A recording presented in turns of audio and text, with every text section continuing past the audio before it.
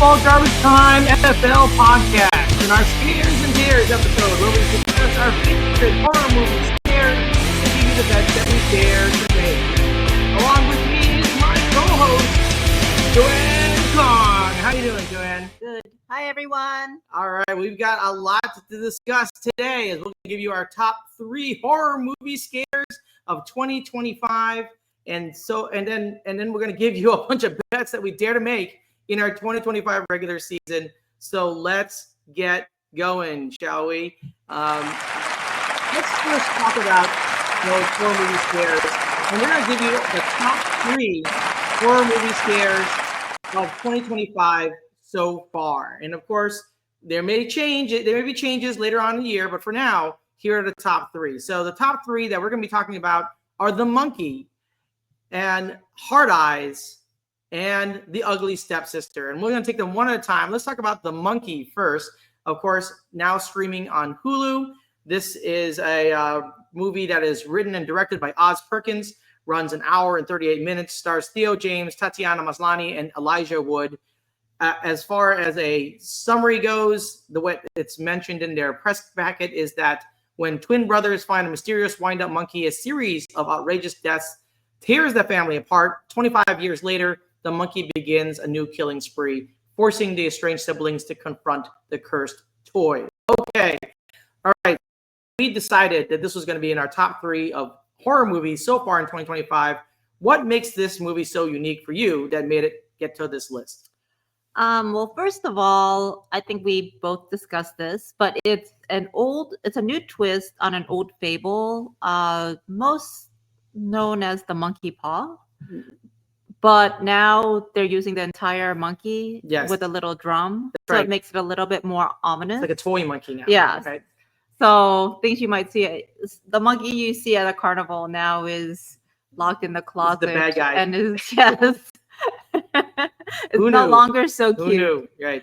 But it's a new twist. I think the movie is like really good because it adds a comical like humor to the characters that I think more people are bringing to the horror genre. Yeah. It's not just this like being scared or tension, but like people can be funny, right? And scary things could happen. Yeah. And this has a lot of over the top performances, over the top gory deaths as well. Yeah. So I think that in some ways makes it more almost cartoonish in a way. So it actually is not only scary, but also gory, also a little bit comedic.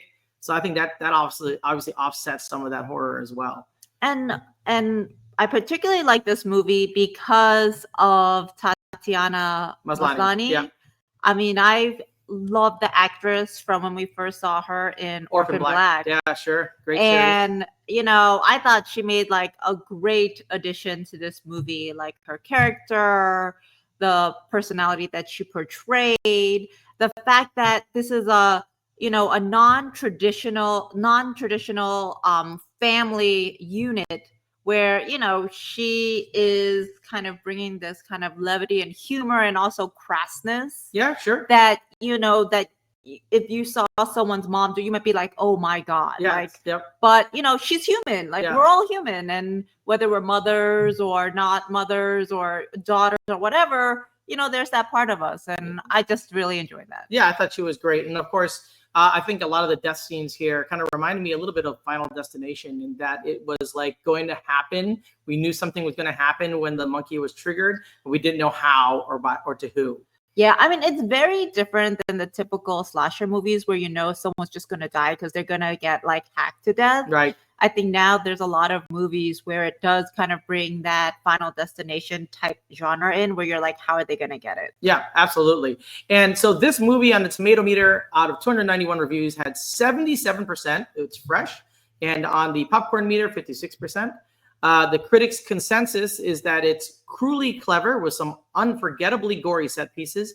The Monkey reaffirms director Osgood Perkins' horror bona fides while revealing he has a surprising, albeit sick, sense of humor. And then, of course, the audience says, more fun than a barrel of horror, The Monkey still delivers the gore it promises through a predictable and somewhat enjoyable story. Okay, so why don't you give us a little bit of the grading scale now? Give us your scarometer and your star rating for The Monkey. You know, it's interesting because, you know, I don't find a lot of things very scary. Gore-wise, it's pretty much up there. Yeah, it's pretty high. You know, it's like, what do we do gore out of? 10? Well, I mean, we don't really do gore out of anything, but we have a scarometer, which I guess encompasses the goriness of it as well. See, because like, was it scary for me? No, not really. Yeah, was it gory? Yes, but it was. the goriness can be scary too. So I'm just saying, like, the scarometer kind of encompasses all that, not just like jump scares and tension and anxiety, but also the goriness, the body horror, all that kind of stuff. I get what you're saying, but for me, like when I say like, is it scary? It's like, does it have that tension? Yes. Okay. Is it very high? It definitely has tension. It does, but is it very high? I don't know. Okay, out of 10, what do you got to just scarometer then? Out of 10 for the goriness and the tension, I think I would give it maybe a 6.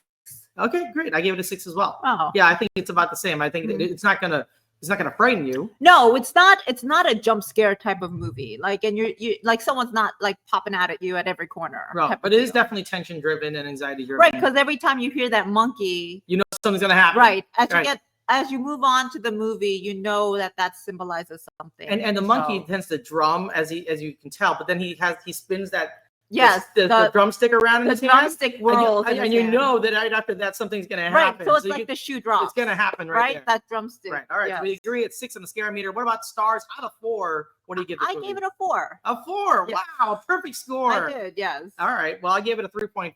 So we're basically on the same page. I also thought really, really fabulous. And as we both said, we agree that this is in the top 3 so far for 2025. Well, I like the fable and I like Tatiana, and you know, I like the gore aspects and I like the humanity aspects of it. Yeah, you know, the humanness. It really, really works. And honestly, it also has a nice brisk runtime of 1 hour and 38 minutes. Yes, so it's not too long, right? So a lot of things made this movie very enjoyable. Yes, and speaking of brisk runtimes, that also is true of the second movie we're going to be talking about, and that's Hard Eyes, which is now currently streaming on Netflix, directed by Josh Rubin. Running 1 hour and 37 minutes, so a minute shorter there, starring Olivia Holt and Mason Gooding. We both agree this also is in our top 3 for 2025 so far. What makes this movie so unique? Well, I think you should take that because I think that's something you love to say is why you love it, and we both agree on it. So, well, I'll give the press packet description of the movie, and I think it's going to become clear why I love it. So the press packet description is: for the past several years, the Hard Eyes killer has wreaked havoc on Valentine's Day by stalking and murdering romantic couples. This Valentine's Day, no couple is safe. Okay, it sounds so simple, but combining a true rom-com with horror and making it work is something that has not been done before, right? Agreed. I mean, there are a lot of things about rom-com that people love, right? The meet cute and the elements of them getting together, the fact that they disagree on certain things but then come together for whatever reason. I mean, making a slasher killer, serial killer, the reason why they get to know each other better is fabulous. It's something that hasn't been done before. I think it's amazing, and it led to some great writing. The script I thought was fantastic. Olivia Holt as Ally McCabe had some lines that I absolutely love. Like, for instance, after she learns that this murderer, the Hard Eyes killer, is killing a bunch of people as a serial killer, she said, I didn't know that murder was a love language. I love that. That's a great line. Everyone's talking about love languages and all this stuff. Murder is love language. And then, of course, my favorite, when he's coming after them, her and Mason Gooding, and she's yelling at him, "Don't kill us. We're not a couple." I love that. That's like fantastic because, you know, it's obviously the elements of the rom-com. No. We're just friends. We're not a couple. With the elements of a slasher film, I kill only couples. Yes. It worked out so well. So that's why I thought it was so unique and made my list. Yes, and I totally agree with you on that. I mean, it's like it starts off as a rom-com. Yes, right? Purely a rom-com. But it's advertised as horror, and so now you're wondering, like, what the hell's going on? Yeah. 20 minutes in, you would think that you're watching just a rom-com. Yes, but actually, if it was a rom-com, also a very good rom-com. It was great. Right? It was it's great. not like those cheesy type, No. like, oh, you've kind of seen it before, although you have seen it before. Yeah. And that's actually what makes it fun, is that they use a lot of rom-com tropes, a lot of horror tropes. Yes. And they combine them. Yes. And it's great writing. It's slick writing and great performances by Olivia Holt and Mason Gooding. So I really did enjoy that. So the tomato meter on that one, at 174 reviews, 78% from critics, and people loved it at 76% on the popcorn meter. The critics' consensus is a mixture of gory slasher and a sweet rom-com that ingeniously nails both formulas. Hard Eyes stirs up a bloody Valentine that'll make the heart skip a beat. And the audience say in their consensus, with a killer mashup of romance, cheese, horror, and comedy, this Valentine release may lack a compelling plot, but it's surely a feast for the heart and the eyes. All right, what do you think here? You got a Scarometer, 0 to 10, and you got star rating, 0 to 4. What do you give it on the Scarometer? 4. I gave it a 5. And I think it's not really scary. Yeah, it's not right? really scary. But it had the elements of a 90s slasher movie that, you know, if you found that to have some tension to it, because there were some tense moments, then it could be kind of considered scary. But yeah, 5, 4, that all makes sense to me. Mm-hmm. In terms of star rating, out of 4, what do you give it? 3.5. And I gave it a perfect 4, so we flipped on that one. We did. I still think that was so unique. So there are certain ones we like better than others. You can tell that there seems to be a theme. Uh-huh. There seems to be a little bit of undercurrent here. All right, let's get to our third movie, our number 3 movie for 2025 so far. That is The Ugly Stepsister, currently streaming on Shudder and AMC Plus. This is directed and written by Emil Blichfeldt. It is 1 hour and 45 minutes, a Norwegian film. It stars Leah Marin, Thea Sophie Lockness, and Anne Dahl Torp. The press packet gives this description for the movie. In the twisted take on the classic Cinderella story, The Ugly Stepsister follows Elvira as she battles to compete with her insanely beautiful stepsister. In a fairy tale kingdom where beauty is a brutal business, Elvira will go to any lengths to catch the prince's eye. The Ugly Stepsister is the gory tale of blood and sweat, grit and gold that goes into making Elvira the belle of the ball. Okay, so what was unique about this story that made it fit the top 3 for you? Well, one of the things I think this is probably one of the lesser known movies in 2025. Probably. The Monkey and Hard Eyes. I don't know. Had a lot more ad revenue. Yeah, I'm not sure. But like, I feel like this one might not be as well. It's from Norway, right? And yes, and it's also not from the United States. Right. So I couldn't remember. Did it have subtitles or did it? I believe that it had subtitles. It did have subtitles, right? So also a factor in it. But I think just a great twist on the Cinderella story, which has been done so many times and always on, focusing on Cinderella. But how much more do we need to know about Cinderella? Right. I mean, really, we know too much about her already. We don't need to know that much. Yes, we know she's the fairest. She gets the prince. Okay. Yeah. But like the fact that they switched it and put the focus on Elvira, the stepsister. And when you see this, it's like it's not really the stepsisters that are evil. Right. I mean, it follows a lot of, I think, relatable trends that kids go through, like pressure that parents put on their kids, from society. Yes, it kind of has all that, and you see what lengths, and this is definitely very extreme, but what lengths like someone who wants to get that approval would go to. Right. And I think that's what makes this movie that good for me. I totally agree. Yeah, I mean, and I loved that they focused that, she was not a bad person. She just wanted to like have her mom's approval. She wanted to have that fairy tale life that was brainwashed into her. Right. She was told that's what she's supposed to get. Right. So she was going to get it. And so like, the fact that like in every other depiction, the stepsisters are so cruel, but she wasn't. She was just a regular person. It explains the motivation behind who they are and why they do the things. So for that reason, I thought this really belongs as something that people should watch, even though it has subtitles. And it also added, I mean, it obviously, aside from the fact that it shifts the perspective on this well-known tale, it also adds a really significant amount of body horror, as well as some of the horrors that can result from the mental health issues that you can exactly under societal pressure and parental pressure and so on. So really a deep thinking movie in many ways. Yes. And not horror in a traditional sense. But it had a lot of body horror. Yes, the body horror was pretty dramatic. Yes. And that's pretty clear when they spoke to Emily Blichfeldt about it.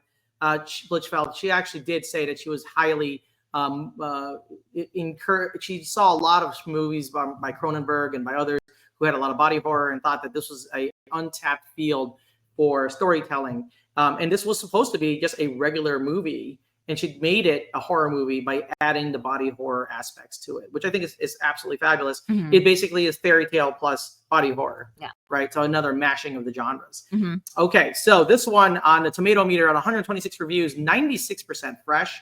And the people loved it. Popcorn meter at 87%.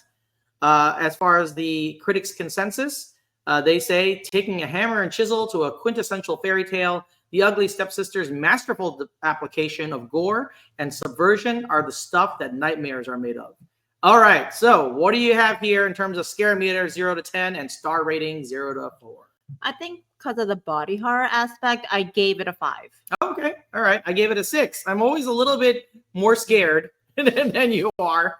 But okay, that's cool. I think we're on the same page. I think the body horror is part of it. I think also the fact that she's in a very difficult scenario, a different situation from a personal perspective, and what she goes through in order to accomplish it, and what her mom makes her go through. Right. I mean, that there's a lot of horror there just from the relationship aspect of it. Right.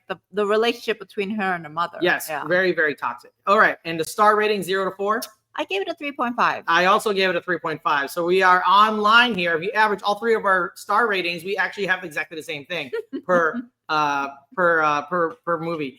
All right, so that's really, really good there. And which one of these three, we'll end on this, which one of these three do you think is your favorite of 2025 so far? You know, that's really difficult because I would have to say it's The Monkey, but The Ugly Stepsister is a very, very close second. Like, Okay. I mean, they could be on the same level. Like I was going back and forth on it just because of, you know, I guess the message and the movie, how it was put together for The Ugly Stepsister. Like, I just really love that, how they turned the page and they showed Cinderella, the story in a different light. Right. And The Monkey, I could say the same thing. But like, I think that's what makes it a little hard for me. And I go back and forth because I really like The Monkey, but the Stepsister was just such a new twist on it. Right. Where, you know, it's something beyond The Monkey. But so you gave The Monkey like 4 stars. I did. So I know, but that's because like I just like really love Tatiana Maslany. And she wasn't even the main actress in that. She wasn't. She was just She a wasn't, side but actress. I know, but okay, all right. Well, my favorite obviously is Hard Eyes. That was absolutely fantastic. I loved Olivia Holt and Mason Gooding and Josh Rubin doing a fantastic job directing that movie. So Hard Eyes being my favorite. Just for all you out there who want other movies to watch, the runners up that we actually kicked out were Final Destination Bloodlines, was streaming on HBO Max, Clown in a Cornfield streaming on Shudder and AMC Plus, and Control Freak streaming on Hulu. So all those movies, go check them out. They were a lot of fun. Fantastic fun indeed. So that means that we are going to go ahead and change the topic that we dare to make for the 2025 regular season. And let's go ahead and start with you here. Give us your bets that you dare to make for the 2025 NFL regular season. So we looked at FanDuel and we went through the preseason bets, and I did 2 of them. Mm-hmm. So the first one we named the New York Special. Yep. Because I said that the New York Giants will win no more than 6. Right. Games this season. No more than 6. It's 6 or more. 6 or more. 6 or more. But I'm gonna say they're probably gonna hover around 6. Okay. 6 or 7. Okay. And the second one is the New York Jets, who I said would do 8 or more. Right. Okay. For this season. All right. And so my thinking for the Giants is really my lack of faith in Russell Wilson and the Giants as a cohesive team. Sure. I still don't think they have it together. Well, we got Jackson Dart. I mean, that's a possibility. You know, we always say this, but like one person does not make a team. True. And their cohesiveness, I'm sorry, but I know everyone's watching the preseason and they're like, oh, they won this, they won that. Oh, they look great. Yeah. I'm sorry, but preseason does not tell you much. No. It doesn't, not at all. No. You won't know until week 1. You won't know until all the games are played. And even then, you don't even know till week 5. Right. It's So a lot of people start off cold and then get really hot. So I just feel that like I don't have that much confidence in Russell Wilson, and I know a lot of people do. Right. But you have enough confidence to say they're going to win 6 or more games. 6 or more games, because 6 is the minimum that they had on FanDuel. So you think you would have checked less games for them? Well, I mean, but I think the biggest daring pick is that the Jets get 8 or more, because let's face it, the Jets have been abysmal. I'm gonna attribute last year's to Aaron Rodgers, because I can't stand him, and he's a hack, and his head is bloated, and now they're flipping it, and he is now with the Steelers, right? And Justin Fields is with the Jets. Yes. So I am gonna say that the Jets are gonna have better year than expected. Okay. And this might be just because I want to see Justin Fields succeed. Sure. And so do I. And there's a lot of things that have changed with the team, new coaches. Right. Justin Fields is now with his old teammate Garrett Wilson from Ohio State.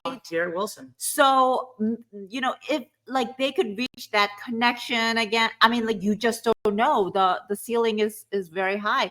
And granted, the Jets are playing in a very difficult division. I mean, they have the Buffalo Bills. Right. And, Miami's supposed to be pretty good this year. Yeah. And, the only one that I think is a big question mark is the Patriots, which I think you said aren't that bad.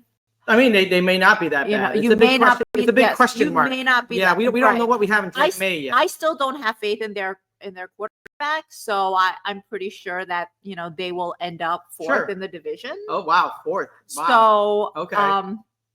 Oh no, not fourth, maybe three or four, because the Giants are there. But yeah, so you're saying again, the combo bet here. No, the Giants aren't there.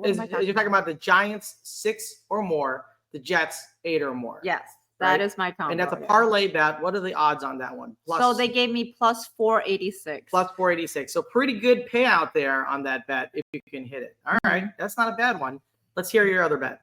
My other one, we called it the NFC special. That's how we dubbed it. Right. Because all three of these that have no relations are all NFC teams. Okay. So we have the Arizona Cardinals making it to the playoffs. Right. I think that's very daring. Yes, it is. Since they finished third last season with an 8-9 win. Right. Yeah, and they're in the same division with the 49ers, the Rams, and the Seahawks. It'll be a tough one. It's a tough division. Right. But I kind of feel like Kyler Murray is due. Yeah. He's due for a victory. And so is that team. Sure. Marvin Harrison Jr. also in his sophomore season. So they have some options there. Trey McBride, probably one of the best tight ends in the league. They have all the pieces. Can they put it together? I agree.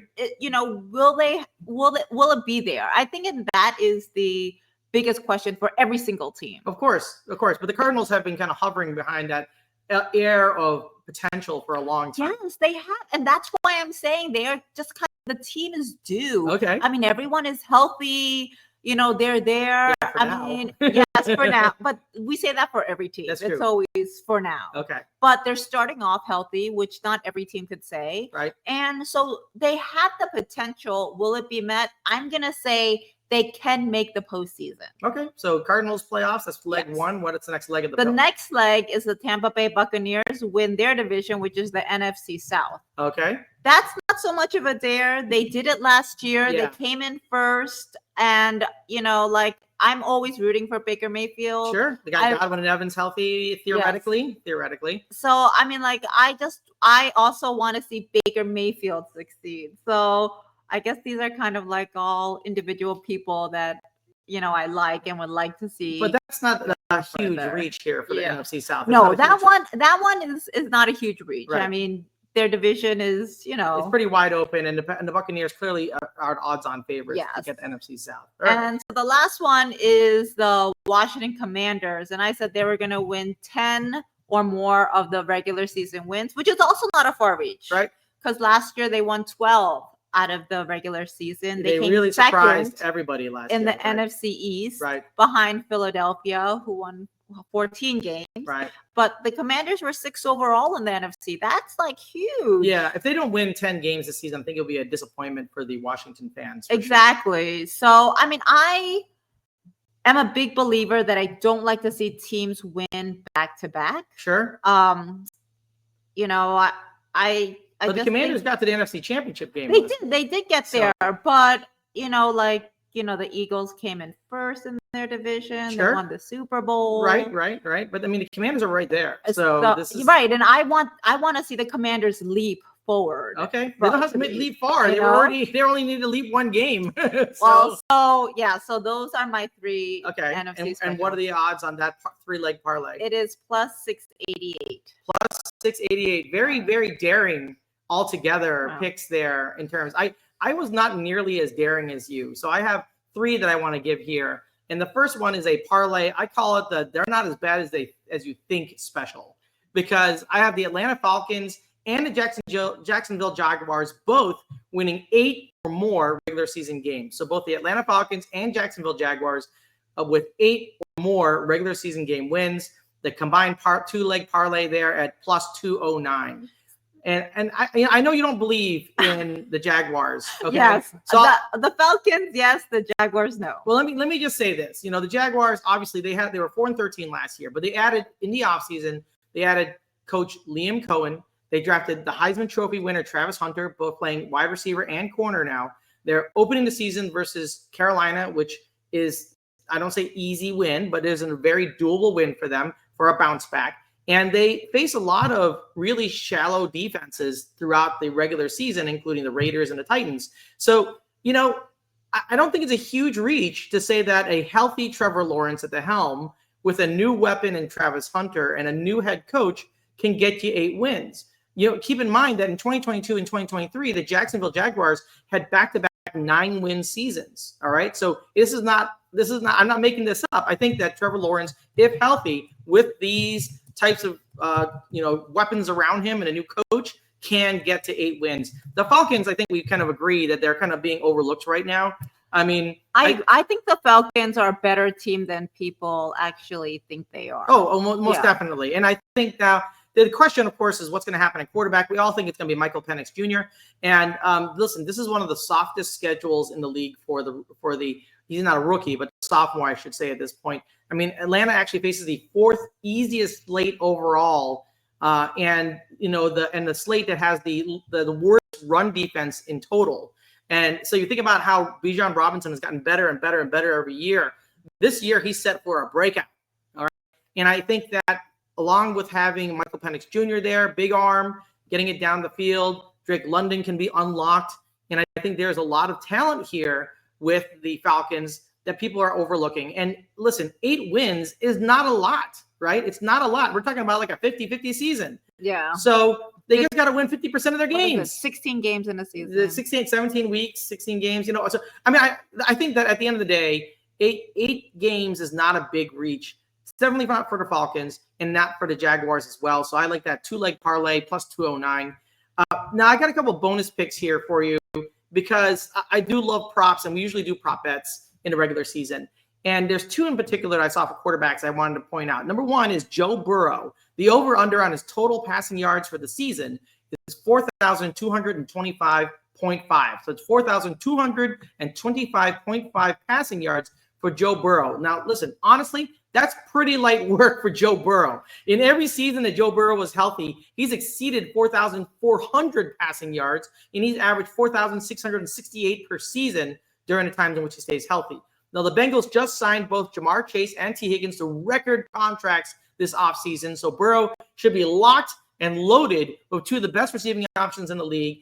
Add in the fact that the Bengals have one of the worst defenses in the NFL, and you can see that Burrow is going to get plenty of opportunity to huck the ball downfield in what appears to be a season full of negative game scripts. Spoiler alert, 46.68, his average when he's healthy is more than 42.25.5. I love that bet of going over 42.25.5 passing yards per season. The other one is Caleb Williams. His over-under for passing yards is 46.25.5. Now, I know 36.25.5 does not sound like a lot of yards, but we do know that Bears quarterbacks are basically cursed in getting the ball downfield and getting passing yards. We've never had a 4,000 yard per season QB basically in the history of the NFL. So that being said, even in his rookie season with subpar coaching and a terrible offensive line, Caleb Williams managed 3,541 passing yards, so 3,541 passing yards. That's only 84 yards off of this prop. And that's when he was a rookie, he had bad coaching, and he had a terrible offensive line. So why do I think he's going to pick up those 84 yards a season? Well, he's got a new offensive line. We picked up in free agency Drew Dahlman, Joe Tunney, and Jonah Jackson. We got a new head coach in Ben Johnson. And hey, guess what? Ben Johnson was the offensive coordinator for the Detroit Lions from 2022 to 2024, and he got Jared Goff to exceed 4,400 passing yards every single season. In fact, Jared Goff averaged 4,547 yards per year under Ben Johnson as offensive coordinator. And now they got new weapons in the draft with Luther Burden and Colston Loveland, along with DJ Moore, Rome Odunze, DeAndre Swift. I think Williams will be a shoo-in to grab those 84 extra yards this year and hit over 3,625.5 passing yards. You know, it's interesting because we're looking at all of those over-under bets for the passing yards, Yes. and a lot of them we had commented Pretty reasonable. But like they slated them for under what they normally do. Right. So I don't know, like, if they know something that we don't know, that their history shows that they are. Everybody gets worse in 2025. Yeah, Maybe like, the Farmer's Almanac says that the football weather is not going to fly that far exactly this year. because of the weather. Yeah, so, I don't know. But everyone was slated for a lot of them. We were surprised, quite a few of them, at where they put them at the over and under, Right. which we were just like, if you look at their previous years, it almost doesn't make any sense. Like, you would think that a lot of these quarterbacks would improve. So either they think, you know, the run game is going to be stronger this year, and so the pass game might not be as much for these quarterbacks. Right. Or, you know, like you said, the weather will not cooperate. Who the hell knows? Yeah, I don't know what the deal is, but I want to take advantage of all those prop bets while I can. And of course, they're mostly 50-50 prop bets, but that's okay. It's money in the bank as far as I'm concerned. All right. That gets us to the end of the show. Let's hit the air horn on the show. All right. Joanne, give us your social media so people can follow you. It's at Kung Fu for You. All right. And that's on Twitter and X, of course. You can find me at FB Garbage Time on Twitter, X. You can also find me at FB Garbage Time on Blue Sky or at the Football Garbage Time page on Facebook. As usual, thank you for listening and wasting time with us. Well, for us too, I suppose. And go out there and check out those horror movie scares. Make those NFL bet dares and enjoy your NFL week. Good luck, everyone.